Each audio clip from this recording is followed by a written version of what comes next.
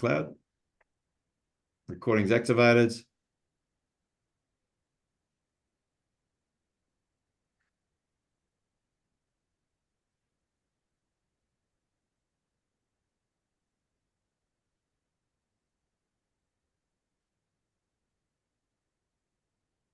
Hello and welcome to today's webinar, Amplifying the Voice of Young Australians in Road Safety, their first-hand insight from the REACT Behaviour Change Program, which the National Road Safety Partnership Program proudly supports.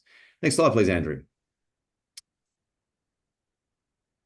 For those of you who don't know me, my name is Jerome Karslake and I'm Director of the NRSP and its many activities.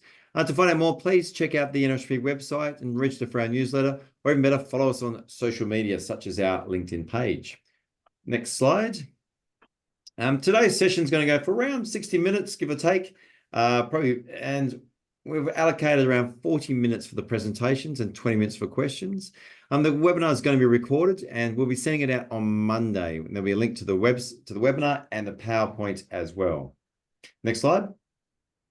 Now, we love to make these as interactive as possible. The chat box is open, so you can throw any thoughts as we go along. But if you have any questions, please chuck them in the question box down there. We can grab them as we move through and throw them to each of our amazing panelists as we come up to the question session as well. And at the end of it, we'll be all together and having some great discussion at the end. So next slide. So we do have a number of different REACT presenters coming on. As we move through. First, though, I'd like to introduce Andrew Harwick, who's the Executive Director and founder of REACT, who joins me in leading today's webinar. G'day, Andrew. Hi, Jerome. Thanks for having me.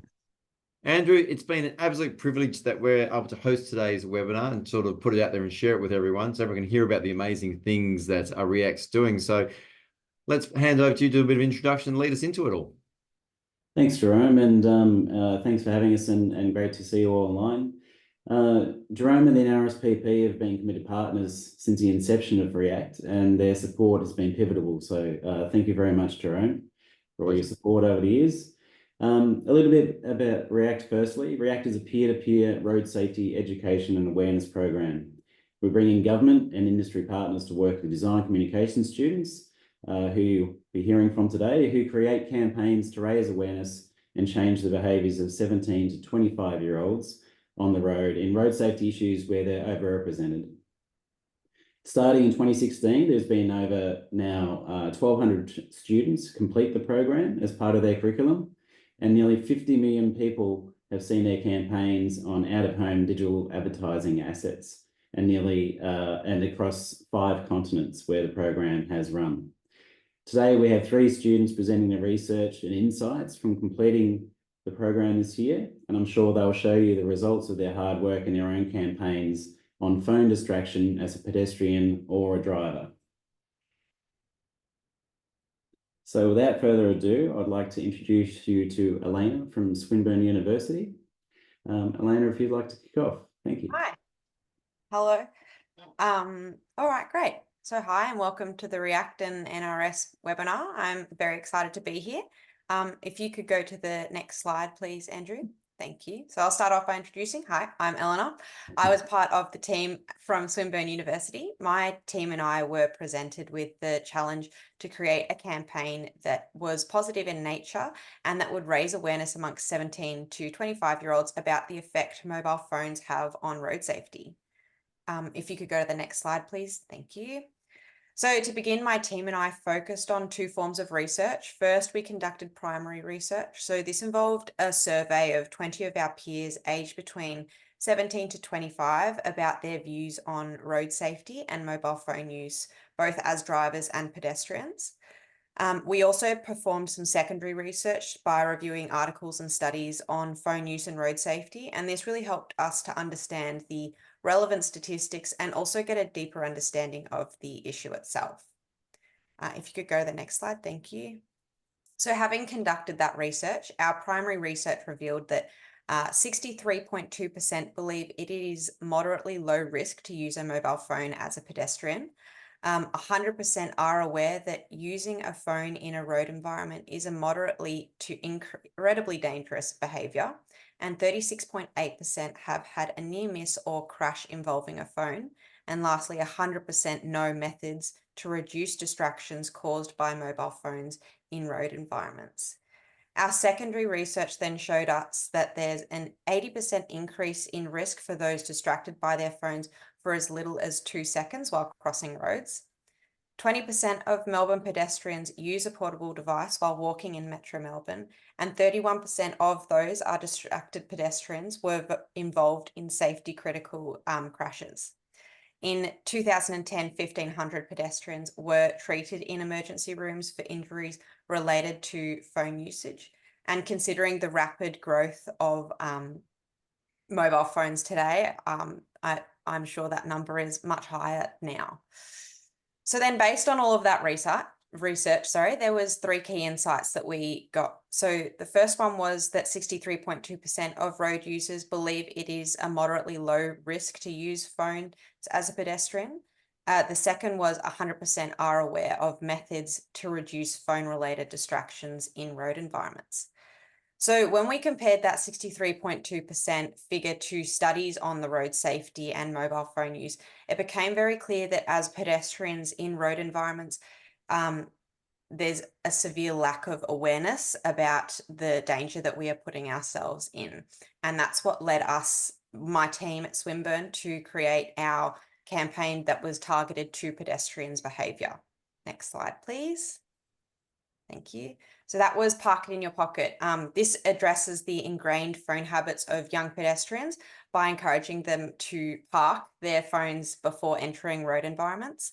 The campaign builds on the insight that audiences already have or are aware of methods to avoid being distracted by their phones and empowers them to use those methods to practice for their safety. Next slide, please. So the campaign aims to educate the audience on the risks of phone use in road environments using visual imagery to highlight potential crashes. It encourages adopting tools used by drivers to minimize phone distractions and emphasizes the dangers of using phones while walking. We're hoping to evoke concern and vulnerability to drive action to reduce the risks of accidents and harm to oneself and others. And the campaign empowers our audience to really take back control of their safety and alter the potential trajectory of crashes.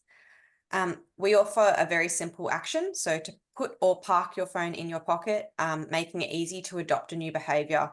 The campaign again uses that familiar road language to help resonate with the audience and aligns the message that we're trying to communicate with the road environment context.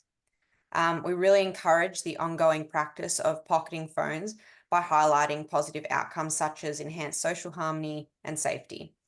The campaign emphasises collective responsibility for safer roads and reinforces the benefits of maintaining this behaviour. On behalf of my team, I would really like to thank REACT and NRS for the opportunity to make a difference in our awareness of road safety, and hope that this helps to give more insights as to not only awareness, but methods we can use to help ourselves be safer in road environments. Thank you. Thanks very much, Helena. Well done. Next, we're going to hear from Jessie Smith from Northern Metro TAFE in Perth. Jessie. Hello, thank you. Thank you for having me. We'll go to our next slide, please.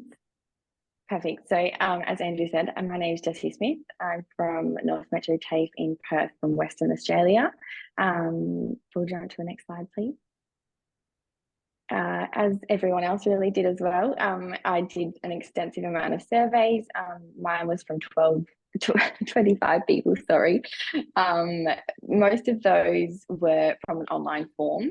I did some in person and obviously some desktop research as well, but I did find that people were definitely more open and honest in their answers via an online form, because they knew it wasn't relating straight back to them. So this is sort of just a summary of where they came from. Most of them were about 24. Majority were female, not studying, and were full-time. Next slide, please. Cool. So one of the questions, mandatory questions that we asked was, on a scale of 1 to 7, to what extent do you think that using your mobile phone while driving is And this is 2 questions, but I've put it into one. So it was good or bad and safe or risky. And out of those 25, 68% considered using a mobile phone while driving was risky. Now, these scores are made up of the 6 and 7 category, and 76% of those considered it bad. However, 92% of participants still did it anyway. We'll jump to the next slide, please. Same question again, but in a pedestrian situation. And I think much like Elena's, I found that people seem to have an assumption that using their phone while walking was a lot safer than driving, which is still quite scary.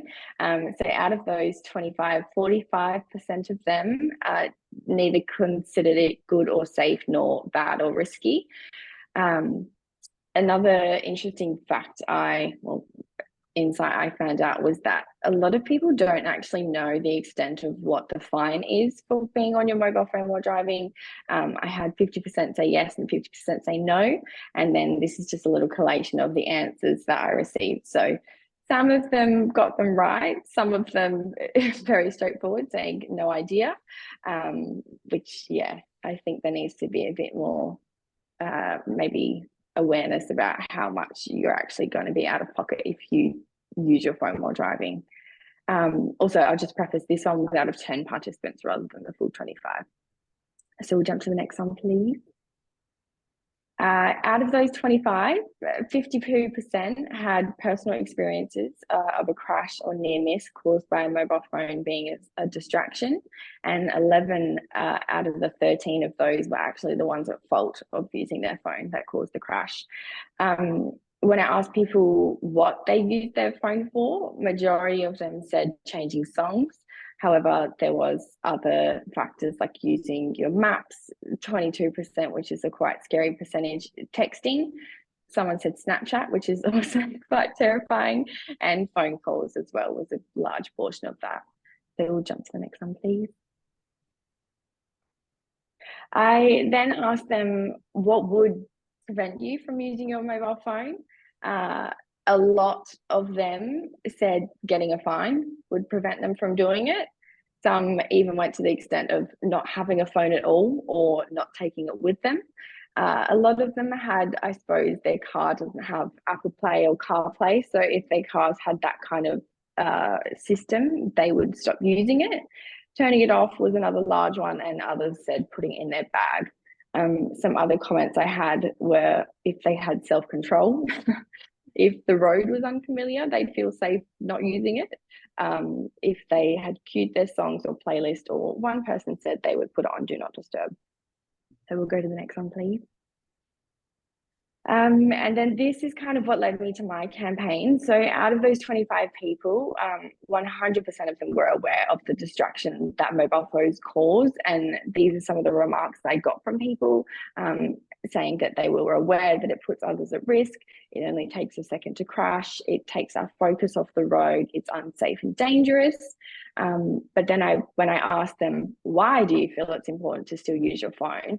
They said, urgency. I believe I need to. I'm selfish. It just takes less time than to pull over.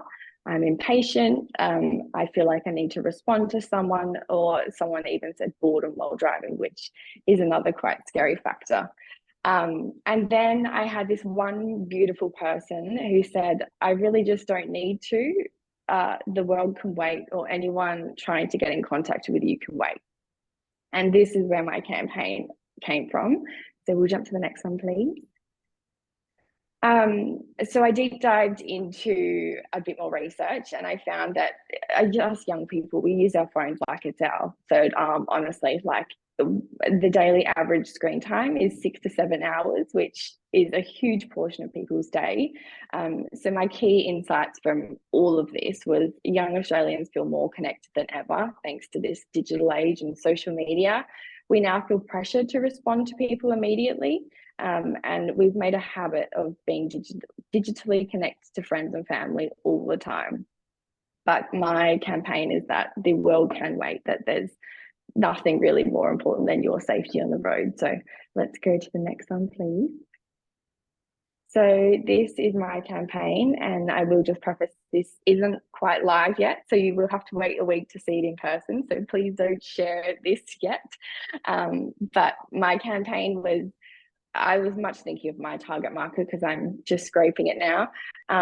But us young people, we don't really look at billboards. It takes a cute little color for us to sort of be engaged, and we need a quick call to action. And this, The World Can Wait, was really giving young Australians permission to not use your phone while driving. Like, there is nothing more important. It can wait. It's not that important. Let's just put it on Do Not Disturb, and we'll get to our work meetings or calls after we get to our destination. We'll go to the next one, please. Just another visual portrait mode. Again, please don't share. Super excited for it to go live in a week. But I'll go to the next one, please. And just some key takeaways from my whole campaign is young people believe they are invincible, or at least till they're not. We like to think that, you know, the world has us and our back, and things aren't going to happen to us until things actually do. We don't like being told what to do, which is why I sort of changed my tone and gave us permission to not use our phone rather than, you know, don't do this. It doesn't quite work that way. We feel pressure to respond digitally thanks to, you know, the social age that we're in. Less is always more. And my final point is that the world can wait. There's nothing more important. Nothing is really that important. It can wait till you get home.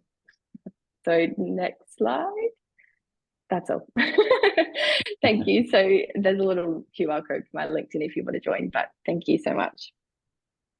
Thanks very much, Jessie. Well presented. And as you can see, the students put a lot of work into their research behind their and thought behind their campaigns.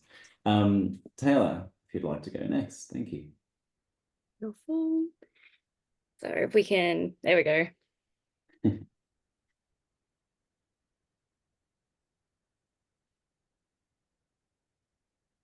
That was my first time doing animation. I'm still sort of proud of it. So,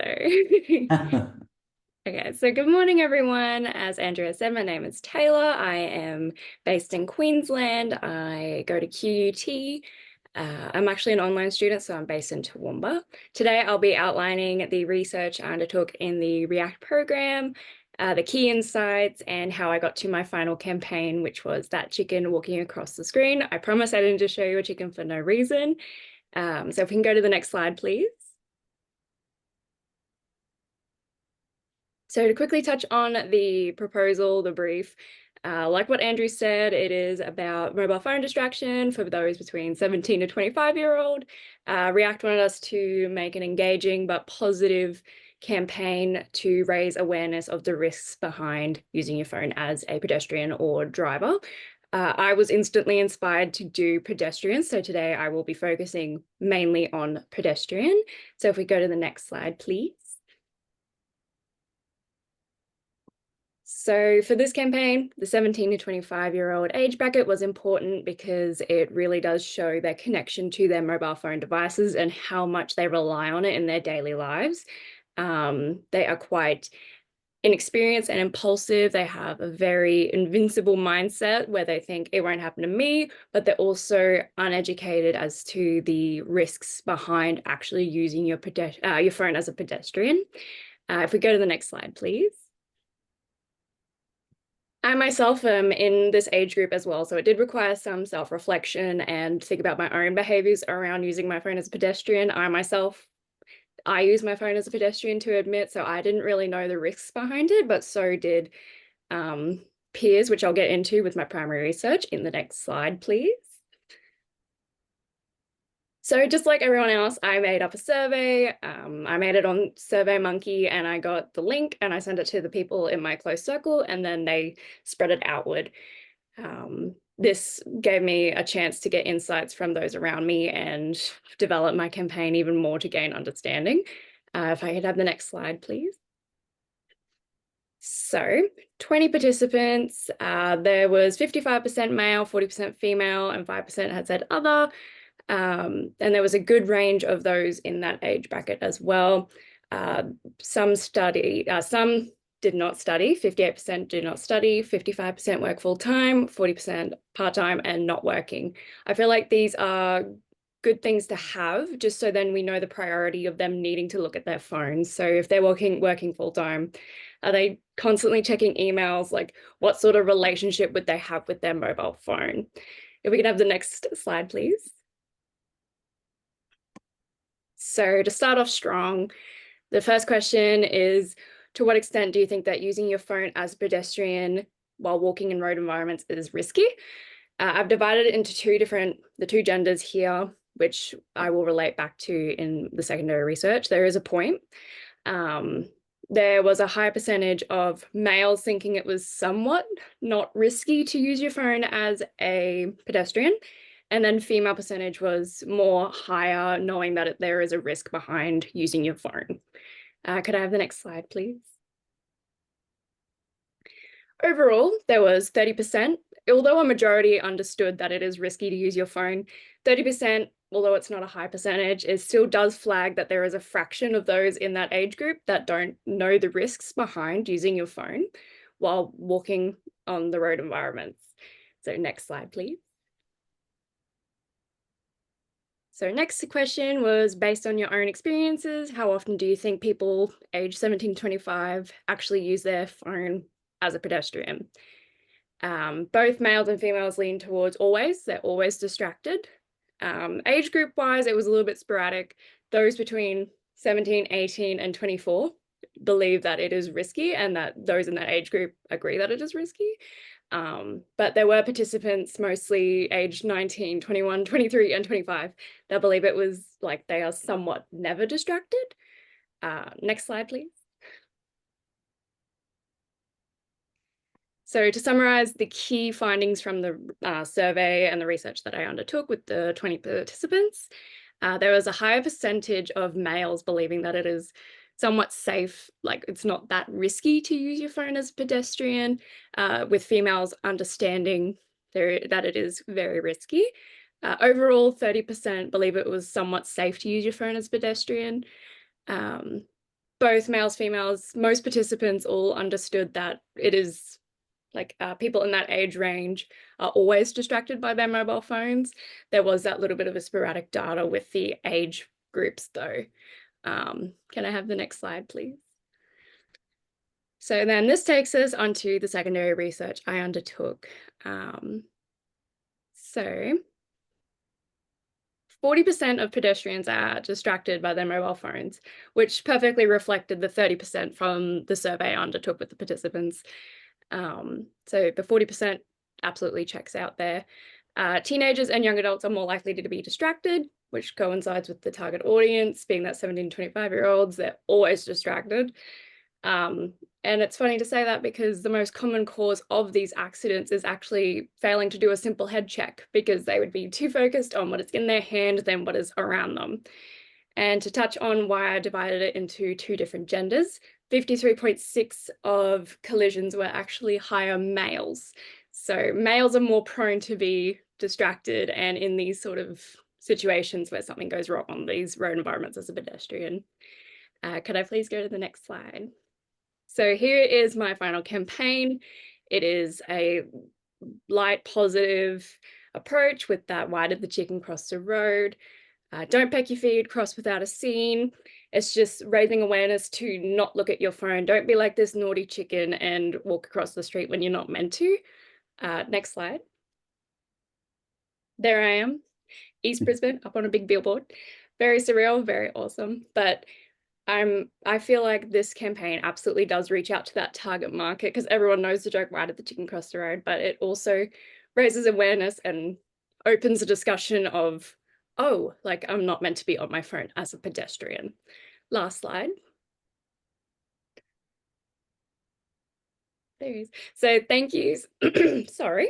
Thank you so much for listening to my presentation today and the research that I conducted. I just want to say one more time, thank you to React for the opportunity to have my billboard, like my concept, up on billboards in Brisbane, Queensland, and for today to have the opportunity to share everything with you guys. So thank you. Thanks very much, Taylor.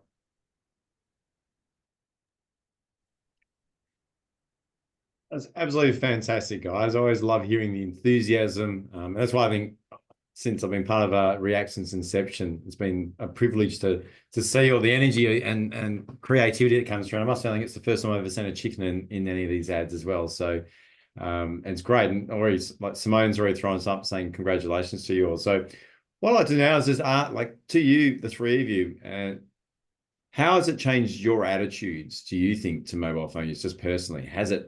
Who would like to start? How's it actually impacted you directly, you think, personally? Well, for sure, it's changed how I view things. Like, I'm here in Toowoomba, so it's not a big city. So I constantly see people now on their phone and it's instantly a red flag. And then when I look at my phone, I'm like, oh, no, like now I understand the risks behind it. So it absolutely changes my behavior for sure. Jesse, Elena, what are your thoughts? Yeah, I'm much the same. I won't admit to using my phone, but I will admit I'm a very busy person and I do feel pressure while driving to respond to people, to answer calls, to answer emails. Like my life just feels so chaotic. And this campaign really encouraged me to be a bit more mindful, and really it's not that important. Like it really isn't. I think it's important to enjoy the drive. I think it's important to just use it as your downtime, like use that commute, listen to your music on a playlist. But I think it's important. Use it to disconnect. We use our phones so much, so I think it's a good time to keep it somewhere away from us. But even if it's 40 minutes, 40 minutes a day, you don't have to use it. I love that point. And that's my key philosophies is driving is my time. I like being selfish. I like to listen to my playlists. I discover new music and all this sort of stuff and throw them up the release radar. And I think if more people would do that, it can chew you down. What about yourself, Elena? Yeah, I think it's like Jesse said, it's really hard when you're, especially as a student working as well, getting towards the end of the degree, you've got all sorts of different priorities, and you've got scheduled time and you sort of sometimes feel like in between going from a class to the next class, I need to check back on this email for work or whatever. And the amount of times I've even done it and I'm just walking around campus and then all of a sudden I nearly walk into a wall. Thank goodness it's just a wall. It's not a car or anything. But yeah, it is one of those moments of going, this is ridiculous. I can just stop walking for 2 seconds and reply to it if it's really important.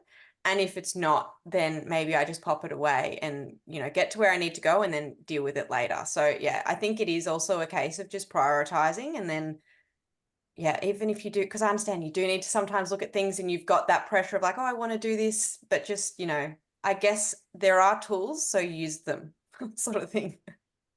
Nice. And I think it's sorry, Jerome, I was just going to say that hearing the research and the thought processes, etc. Like, I don't know if many people realize just how busy young people's lives are. Like going, from study to a part-time job to a party to sport, whatever that is. But I don't know when you guys sleep. Like you seem to be constantly going from one thing to the next, right? You go home and after work and you still have to do study, So.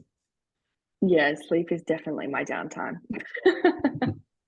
I think it's something that's interesting. I was talking about this with some peers recently. We've been talking about balance and how, in work and everything, we want to have balance when we're finished uni and everything. And I think it's just goes to show like, it's good to put it into practice now. So there's balance with phone use as well. And I think I'm drawing on Andrew's point as well. It's great to see how you guys used your research. You can see the journey you went on. You did your literature work, you actually consulted, put survey, and actually took a nice natural flow into how you arrived at your campaign. You can see, and then in each of the campaigns, there's a bit of yourselves that you put into it as well. Great question here from Jamie. He's asked, once again, well done to the finalists. Great job. The question he would like to know, if you had to do it again, is there anything you would change and why? So I'll start with you, Elena, first. That's a very good question about my campaign. I actually don't know if I would change anything. I feel pretty confident as well in the way that when I've seen peers receive what I've said. I really like that it's positive but also encouraging. I can't say that I would change anything. I think I'm pretty happy about how it came out. I think the messaging is really strong. Yeah. Nice. Jesse? Yeah, I think I'm much the same, to be honest. I'm quite in love with my little campaign. So I think, yeah, I don't have, yeah, it's been a bit of a journey, to be honest, but a good journey. I think, yeah, I really just wanted to promote people and being a bit more aware of their own time. And I think the Welcome Way is the most incredible way to do so. So yeah, nothing. Taylor, thoughts? I don't know if there'd be anything I'd change about my campaign. I'm pretty happy with it, like the others. I have a very deep connection with that chicken. Like I literally named him Henry Peckham. Like I adore him ridiculously. Everyone that I sent emails to, I have a chicken emoji there, and I think I'm bothering people, but I don't think I would change anything. I think research-wise with the survey, I wish I had spread it out further than just like my circle and a few people in Brisbane. Like I wish I had a fairly more participants based in Brisbane, just so then I have that like city mentality rather than like, not like Toowoomba's not a town, but it's not Brisbane. Like I wish I had that sort of different insight. But overall, I love my campaign and I wouldn't really change anything. I think it's good to point out too that like the process that you guys have gone through with the amount of research that you've done is not necessarily what you do with all your projects sort of thing, and really capturing, you know, the power of React is actually you're talking to your own age group, so you understand, you know, you're not like trying to talk to us 50-year-olds, you're talking about to 17 to 25-year-olds. So and then obviously you run those campaigns off the people around you, don't you? And then so you feel like the message is getting through. Awesome. And I think Kelly here asked a great question, and I think goes right into where, because technology is always evolving, there's new things popping up. And I'm not sure, do any of you guys have smartwatches or have thoughts around what smartwatches while driving? There we go. What's your thoughts about driving? Because how do you feel about that? I did a thing on Friday with React, and they were asking about using your phone while driving. And because my car itself is very old and it's an old make, and I can't really connect Bluetooth and all that sort of stuff to my car, I do look at my watch. And when you look at your watch, you do this automatically. And I have gone into a different lane or have swerved. Like it is such a distraction. I agree that these devices absolutely are a bit of a risk that people don't necessarily talk about a lot, but Apple Watches definitely are a distraction. Interesting. Interesting. Mm. Jesse, Elena, any thoughts? Yeah, I think the same. Unfortunately, I'm also an Apple Watch girly, but I do agree that they are just as distracting as mobile phones. They're literally a mini phone on my wrist. So if you're looking at it, you're not looking at the road. I think in some ways it's potentially worse, isn't it? Because it's so small. You've got to like really Yeah. focus. Yeah, and you got to actually like turn your wrist, and like then you don't even get the whole message, and it's like it's probably worse. Yeah. Yeah. I mean, I don't have an Apple Watch. I would love to one day. But yeah, I would say just going back to some of the research that I found, it takes 2 seconds and then you could be involved in something. And I think as well, when you look at your phone, you really lose track of how long it's taken you to take in that information. And like the others were saying, it is really small. So you could just go like this and then go, oh yeah. And then you just completely forget where you are. So probably would say it's the same. So Elena, that's quite a rock star road safety answer there, I must admit. And I think about, I go back, look at yourself before the campaign started. How would you have answered that, do you reckon? I probably would have said it because it's the thing to say, but no, now having done that research, I can definitely tell you based on that, like the research that has been done, it literally takes 2 seconds. And even, you know, just walking around now, you go, oh, wow, it really does only take 2 seconds and I'm almost walking headfirst into a wall. So yeah. Well, we've got a comment here, or a question from Yana. How difficult is it to encourage friends not to use phones when driving? Will the campaign be shared on social media to broaden the reach? So question for you guys and to Andrew as well. Who'd like to start? I flike to encourage friends not to use their mobile phone. I was talking to my friends about this and how they do it, and most of them use like a guilt trip, I guess. Like if they're sitting passenger and they're on their phone, they'll either offer like, can I just do it for you if it's such a hassle now, or they'll say like, I'm very uncomfortable with you using your phone while driving. Outside of the car though, it's sort of like a shrug. Like it's like, oh, like yeah, I use my phone while driving. Like it's just sort of that mindset of unless you're in the car and you can guilt trip them. That's what I've found anyway. Yeah, I think it's and the campaigns will be shared. I have a social media for my campaign. It's Don't Pack Your Feed, and I have a website as well. So, and it's active every week. It's 3 posts a week. So I'm trying to engage that target audience through social media because that's definitely how to reach them. But yeah.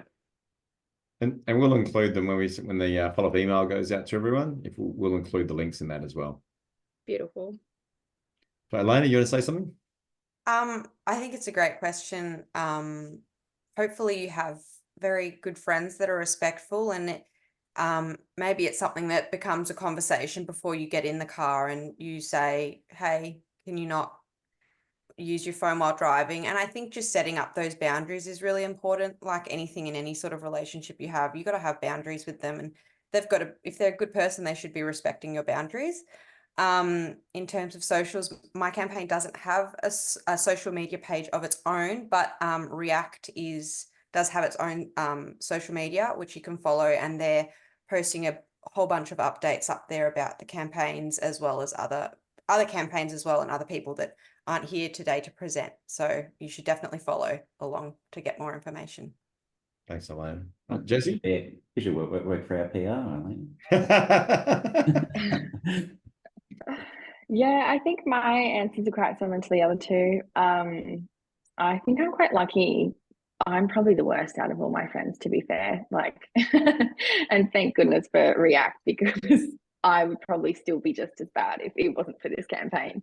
So no, I think it is a difficult conversation to have, but I think just bringing awareness to it, and I think my friends are so excited for me to have this campaign that I think subconsciously it's probably getting to them as well. Like, yeah, it's the subconscious sort of stuff, I think, that is going to get to them. Yeah, and I think it's Jerome, in the past and this year and so forth, there's always campaigns and thought processes that come from the students that actually focus on the passenger and their role in what those situations might be. So it's, you know, we even had a campaign in the US actually that was called Pass It to the Passenger. That's a long title. Pass it to the passenger. Anyway. But anyway, it was about like, you know, giving your phone control over to your friend to look up the maps or to change the playlist or anything like that. So those sort of tactics. And the deep dive that Taylor referred to that we ran last week, we actually asked that question, and some of the feedback was very interesting about, like, you know, how they might feel if they actually have to say to one of their friends, you know, can you stop using your phone while we're driving? And some of the tactics were actually quite sort of thought out. Like, you know, you and I might just think, you know, you'd say to your friend, can you not do that while you're driving, mate, sort of thing. But I think for a younger person, maybe it's a bigger sort of ask, because it maybe is a bit more normal for them to do it. So yeah, it was interesting, the tactics and thought process that came out of that. Well, I think one that stood out to me, I joined the Victorian one, and there was a fellow there who made reference to his approach is around the responsible serving of alcohol as a bartender. He does the exact same approach. And I think one of you guys mentioned that I feel unsafe when you do that. It's the same thing. I feel that you've had it makes me uncomfortable that you've drunk too much. He said it's the exact same thing. I feel uncomfortable that you're using the phone because you're driving a lot. And this is where, back to your other point, both you mentioned it, Andrew touched on it. I refer to road safety and the shared responsibility. So this is where it's not just your role is to keep them safe, but the passengers are to help you out. Everyone has a role to play.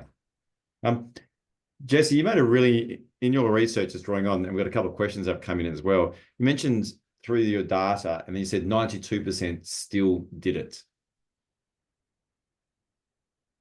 What's your thoughts?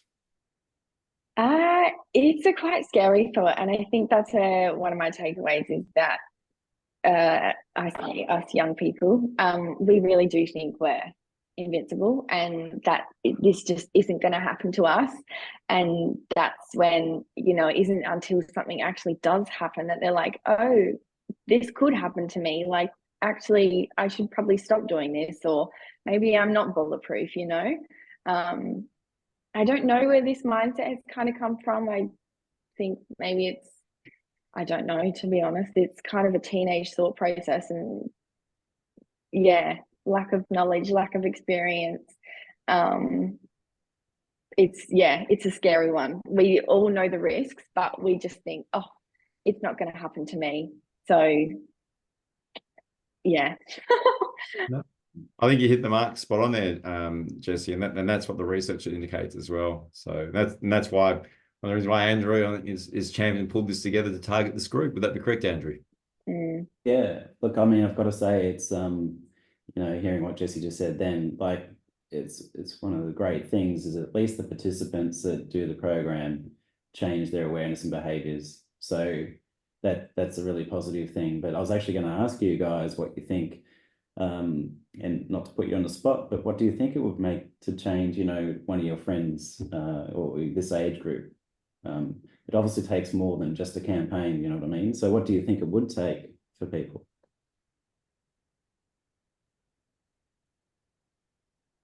Oh, sorry. Sorry, Jesse.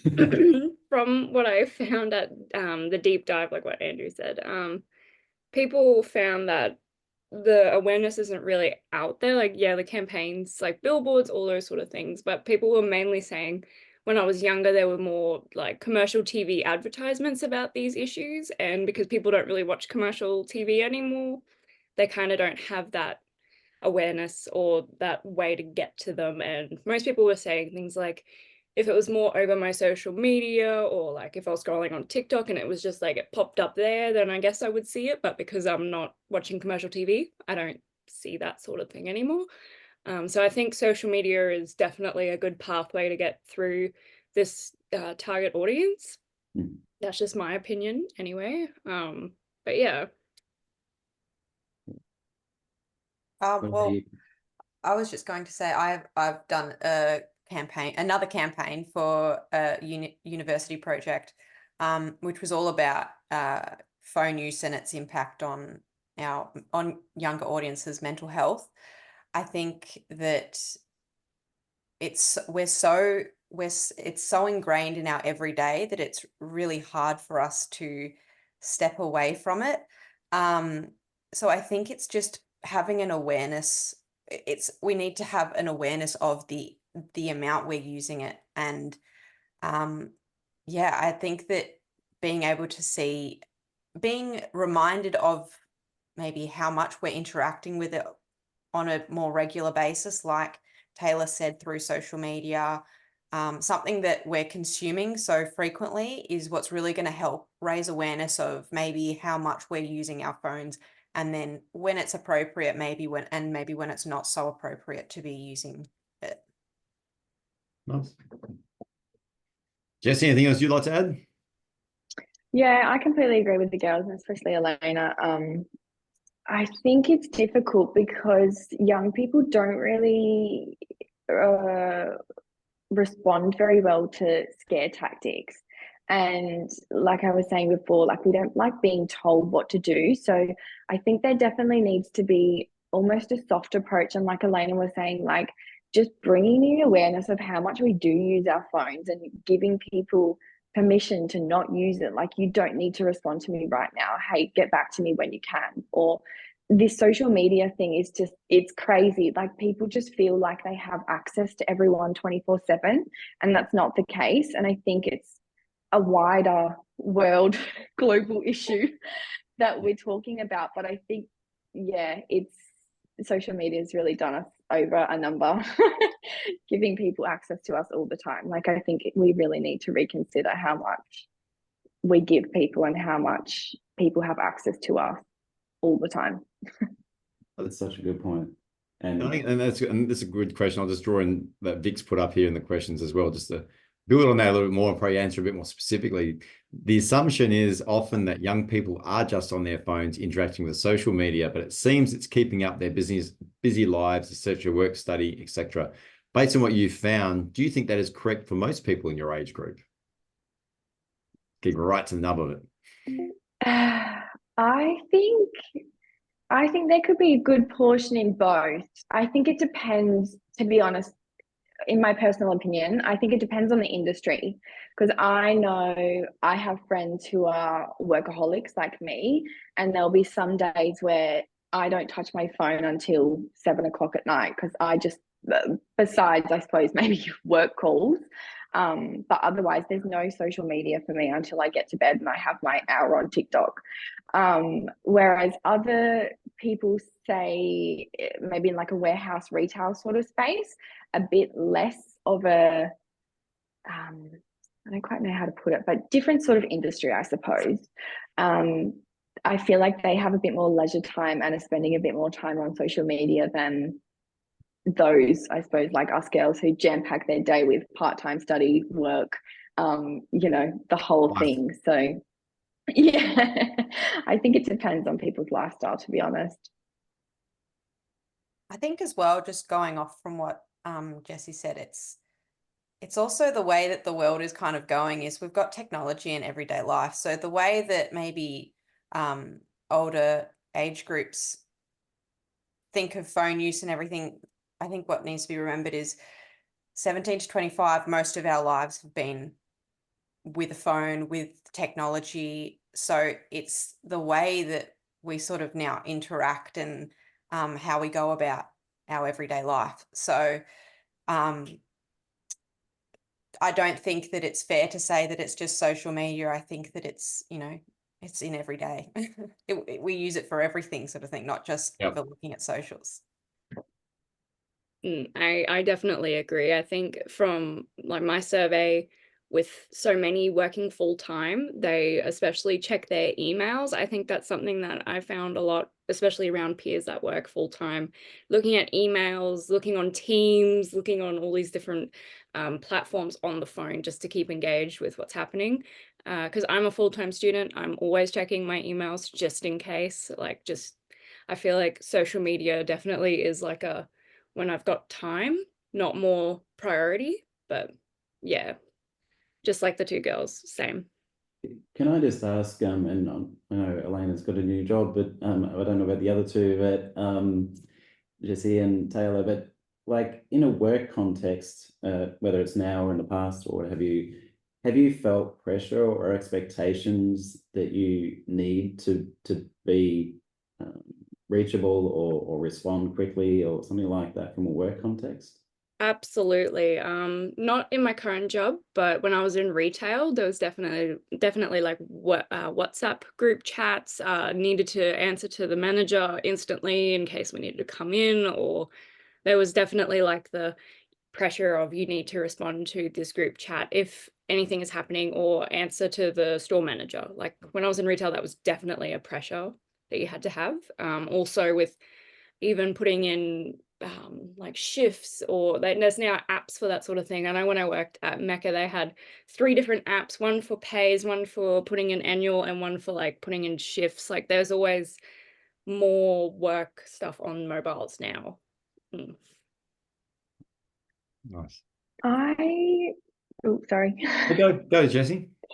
I kind of had a different experience to retail. I think that was quite crazy for me, but I also did have a workplace that I felt very pressured to respond immediately and always be available on call. Thankfully, much like Taylor, I'm in a very healthy workplace now, and yeah, I have a very good work balance, I suppose, and my schedule's a bit more flexible.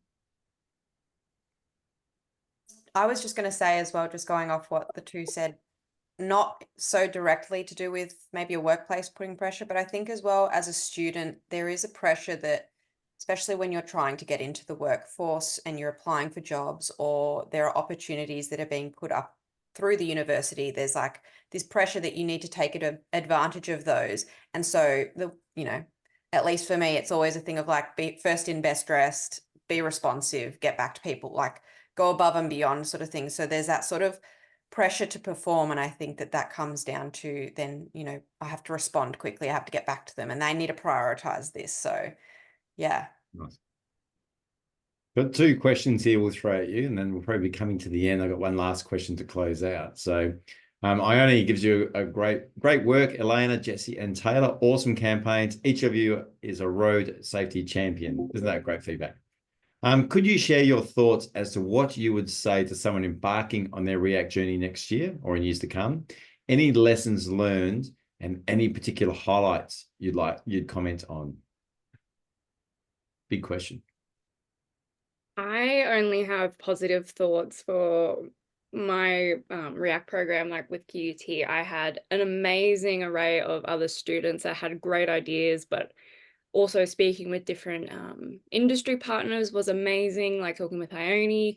There was a lot of one-on-one time as well. Like I feel like if I was to meet someone and they were saying like, I'm going to apply for it next year, I'd say like, that's amazing. Like it's such an awesome opportunity. And even if your campaign wasn't picked, you still have all this amazing experience and skills and insights from just doing that one program, not only for industry skills, like going into what your degree is in bachelor and learning those skills, but also personal skills. So learning about phone use as a pedestrian or driver, like you're learning so much in so many different ways, and it's just an amazing opportunity.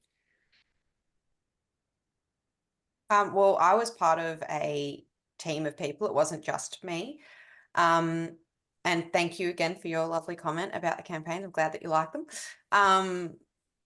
So there are definitely, I think there are definitely challenges when it comes to working as part of a team. And I think as well, but then at the same time, there's also strengths because people have different key takeaways and then different trains of thought. So it definitely like has a lot going, but I think the lesson learned is probably be a really good communicator is probably the one that I could say is the strongest. Be really clear.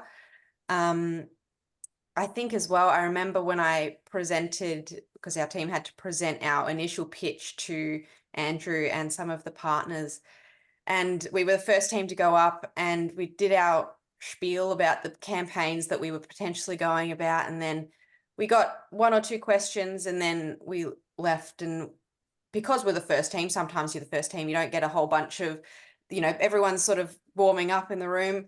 But then halfway went back and just taking initiative, we went up to Andrew and we said, listen, we just want to make sure, like, you've sat on our campaign for a while. Have you got any other ideas or any more feedback you could give us? So I think just going that a little bit extra mile and just reaching out to Andrew, he was really great about it. Yeah, it was a really great experience. So yeah, I think that would just be my advice, is just reach out, talk to them. They're people and they're happy to help and they want to see you succeed. So yeah. Yeah, I also had a very positive experience. The partners were so lovely. The feedback was always very supportive and encouraging. I remember our first briefing session, the partners said, if you can change one person's behavior through your campaign, you have done your job, or you've, had a successful campaign. And I think this is kind of directed at people who are to do React campaigns in the future, is that every single one of the people that you will do a campaign, your behavior will be changed. So every time a group of new students, you're changing, I don't know, however many, there's 20 odd in my class. I can't imagine how many at Curtin and all the other unis, but that's a large portion of our young people that they'll think about their phone use when they go in the car next, because they had this React experience, like, let alone the campaign on its own, like that's a whole nother thing. But each of us individually, our behaviors will all be changed by this experience. So I think it's such a wonderful thing to do. Wow. Great answers, guys. And last sort of question from Kev. Society needs a shift. So is it possible for 17 to 25-year-olds to set the example for others in regard to phone use and vehicle operation? Can you guys become our leaders? I'll just say 100%. 100%. Nice, Elena. Well, it's like any, you know, we're pretty, there's a lot of us. we can do it, I reckon. I think we're also a very aware demographic and we're very open to change, and I think that that's kind of our superpower, so that that gives us the ability to be able to really set an example for others. I mean, I feel like we're already doing that, so maybe in other areas, but yeah, I feel like we definitely can do it. You put it out there, geez. Jesse Taylor, any way you can build on that? No, I can't build on it, I don't think, but yeah, I completely agree. I think there is a shift slowly happening, and I do think that our age group is kind of leading the way. I think that we've seen our parents and, you know, this older generation be workaholics and work to death and retire when they're 60, and then they go on a holiday, and it's like, I think we've kind of, and I mean, I'm not really leading by example here by how much my life is stressful, but I do think we have this sense of, hey, like, life is more than just work and study, eat, sleep, and die. Like, I think there is a shift happening, and to make more of your life and less on social media and more in real life. I think it's very slow and it's very difficult to change, but I do see it happening, and hopefully it gets better. I would like, I 100% agree with the girls, like, absolutely. I feel like our generation is extremely vocal, like our opinions, our ideas, everything we all put out there onto social media, and we're so vocal, and it can spread so far. Like, it does not take much at all to make like a social media platform and then just speak, and then that can go so far. Like, I feel like our generation are so like aware and just very like they are receptible to change, and yeah, they're just, I feel like we're a promising generation. I don't want to say it, but I think there's room for growth and it's going to go well, but but yeah. Nice. Well, I'll build this on again now as we sort of close out. What I'm going to throw to each of you is, what's one take-home message, one thing you'd like to leave everyone with? You're on a soapbox. What do you want to put out there? And I'm going to start with you, Jessie. My leading line would be, the world can wait. Nothing is really that important. Love it. Elena? You have the tools, you just need to use them. Oh. Taylor? Don't be a dirty chook and look at your phone. Just look at it later. Geez, Andrew, back to you, mate. Yes. I mean, we're in good hands, don't you think, Jerome? Like, if this is the representation of young people and the future, then yes, you really believe they can change. I just want to say thank you very much to the three of you, because it's taken some time and effort, and you all do have very busy lives, and I appreciate you presenting today. So well done. Thank you. Yeah. Thank you guys for taking time out of your busy time and sharing your experiences. Awesome. Thank you. Thanks for having us. Yeah, thank you. Pleasure. And thank you everyone for joining us today and hearing the amazing journey these guys have been on. And I think what exciting things are in the future for the next generation. So hopefully we'll see some road safety innovation coming through from these people and from the REACT program as they innovate and take us forward. So thank you all very much for your time. And thank you again, Jerome, for today and your support. My pleasure. Have a great weekend, everyone. Bye. Thanks. You. Thank See you you. later. See ya.